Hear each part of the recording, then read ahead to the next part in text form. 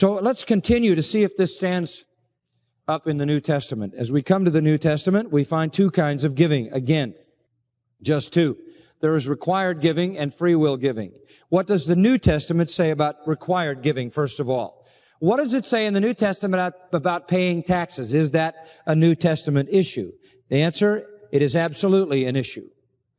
And when you come into the New Testament and you come into the Gospels and you come into the life of Christ, you realize that the Jews are still living in a theocracy. They have the temple. The Levites basically run the operation of the nation. Those people who have all the political power are religious people. They are Pharisees. They are Sadducees. They are the people who lead in all areas of life. And so they are funded by the typical taxation system that still is in place, given by Moses, which we have delineated to you. They had to pay their taxes to run their nation.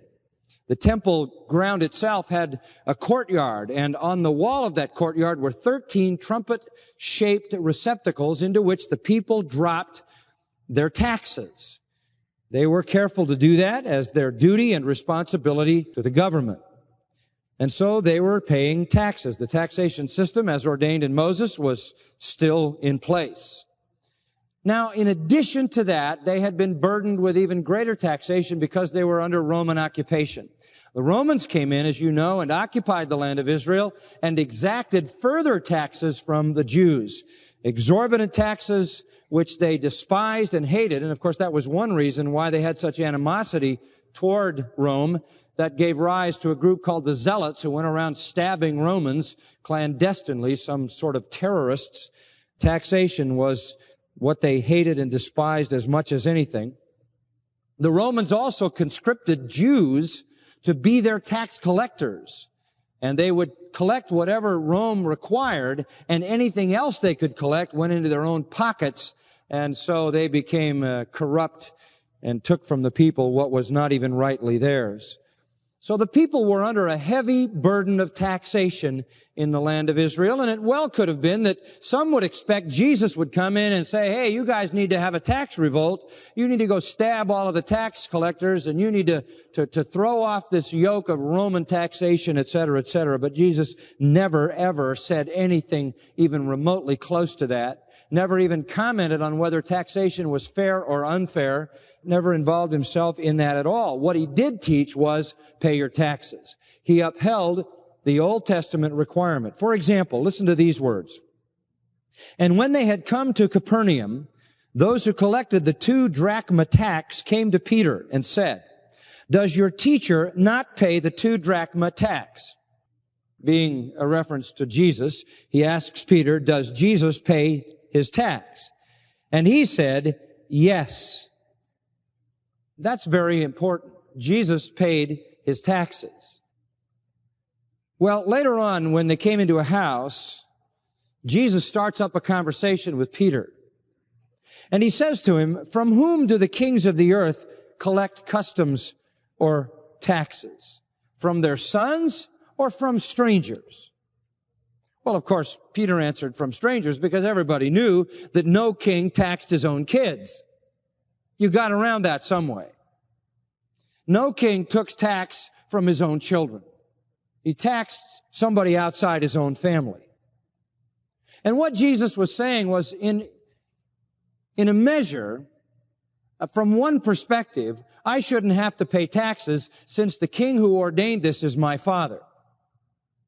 Since I'm a child of the king, and frankly, Peter, you're a child of the king, and all of these disciples are children of the king. We really shouldn't have to pay taxes that have been ordained by the king. It's a good reminder that God ordained the taxation system. That is exactly what Jesus is implying here. And he's saying, theoretically, on the human standard, you wouldn't expect that we would have to pay taxes to our own Father who is behind all human government. Romans 13 says government is ordained by God. But, Jesus said, lest we give them offense, lest we offend them, we must pay our taxes. And then I love how he did it. He says, go to the sea and throw in a hook, and the first fish that comes up, when you open its mouth, you'll find the tax payment. That's Matthew 17, verses 24 to 27. Take that and give it to them for you and me. That'll cover us, Peter. Jesus said we have to pay our taxes, but he certainly had a novel way of getting what he needed.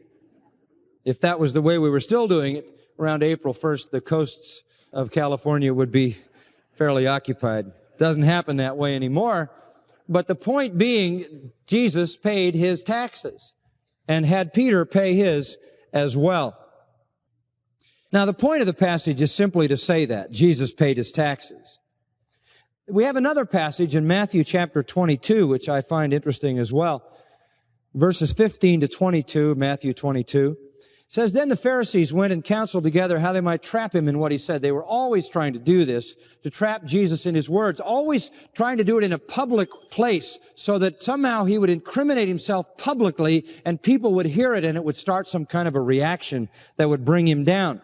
They spent endless hours trying to figure out the questions that would do this, and they never succeeded at it. So they come and they're going to try to trap him. They send their disciples to him, along with the Herodians. So you've got the Pharisees and the Herodians. You've got the people who are the religious leaders. You've got the political leaders there.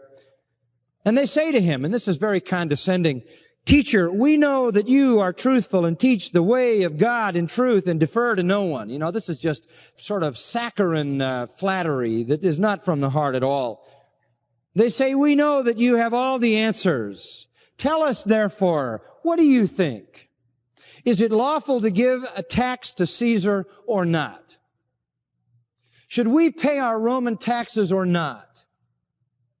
Now, if Jesus says, pay your Roman taxes, the Jews immediately would be down on him as a pro-Roman traitor.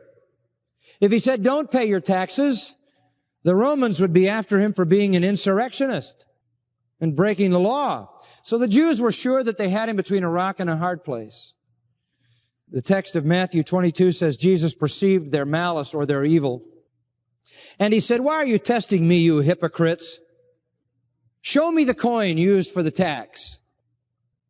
And they brought him a denarius, which is what the Romans required as the coinage of the poll tax, which was a tax that every individual had to pay every year. And he said to them, whose likeness and inscription is this? And they said to him, Caesar. Caesar's face was pressed on the coins. And then he said to them, then give Caesar the things that are Caesar's and God the things that are God's.